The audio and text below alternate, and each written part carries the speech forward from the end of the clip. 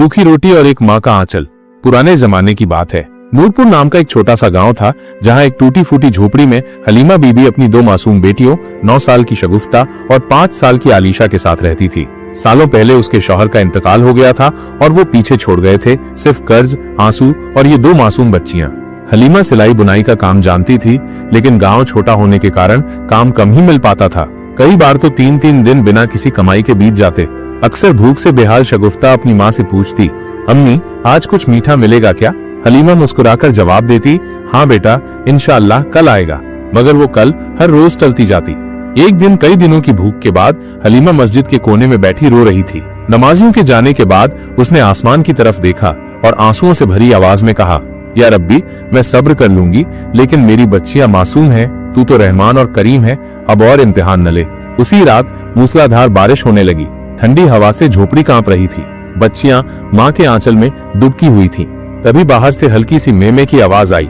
हलीमा ने दरवाजा खोला और हैरान रह गई। उनके आंगन में एक सफेद बकरी खड़ी थी। उसके गले में एक छोटा सा ताबीज बंधा हुआ था, जिस पर रहमत लिखा था। हलीमा ने चारों तरफ देखा, कोई दिखाई नहीं दिया। बकरी भूखी लग रही थी। बच्चियों ने उसके गले में हाथ फेरा और खुशी से कहा, अम्मी ये कितनी प्यारी है।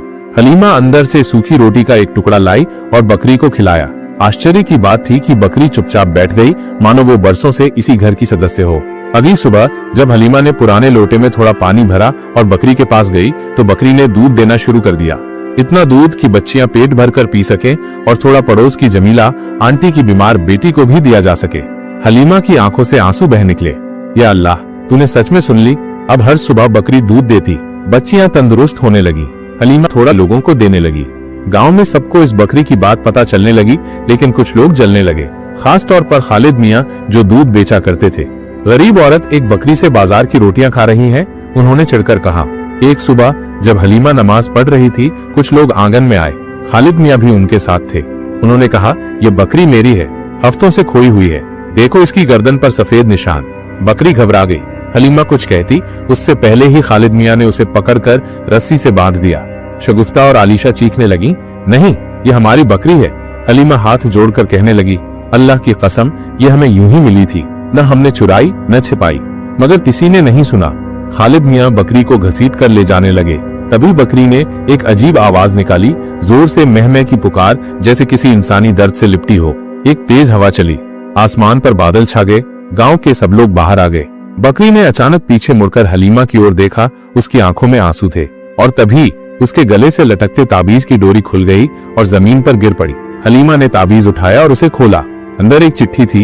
लिखा था, जिस घर के दरवाजे पर यह बकरी खड़ी हो जाए, समझो कि अल्लाह ने उस घर पर रहमत बरसा दी। इसे मत रोकना, ये मेरी तरफ से अल्लाह की अमानत है। एक दरवेश, गांव के इमाम साहब भी वहीं खड़े थे। उन्होंने चिट्ठी पढ़ी और कहा, यह कोई आम बकरी नहीं, ये किसी वली की भेजी हुई निशानी है। सब लोग चुप हो गए। खालिद मियां ने शर्मिंदा होकर बकरी की रस्सी खोल दी। उस दिन के बाद बकरी का दूध दवा जैसा बन गया। बीमारों को शिफा मिलती, औरतें दुआ करवाने आती। हलीमा ने दूध बेचना शुरू नहीं किया, बल्कि बांटती रहीं। और आश्चर्य, दूध कभी कम नहीं होता। आसपास के गांवों में भी ये बात फैल गई। हलीमा के घर में कभी भूख नहीं आई दोबारा। सालों बीते। शगुफ्ता और आलिशा बड़ी हो गईं। नेक शौहरों के साथ निकाह हुआ। हलीमा बूढ़ी हो चली थी। एक शाम बकरी आंगन में बैठी हलीमा की गोद में सर रखे थी। हलीमा ने कहा, रहमत, तू तो मेरी बेटी जैसी है। बकरी ने हल्के से मैं कहा और अपनी आंखें बंद कर लीं। उसी रात रहमत हमेशा के लिए अलविदा कह गई। गांव के लोगों ने पहली बार देखा कि किसी जानवर को इतनी इज्जत से दफनाया गया। रहमत की कब्र आज भी नूरपुर में है।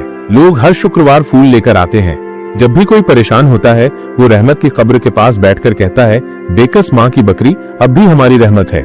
रिस्क दौड़ने से नहीं, तवक्कुल और सच्चे दिल की पुकार से आता है।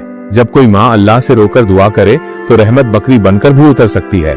अगर आपको ये वीडियो अच्छा लग रहा हो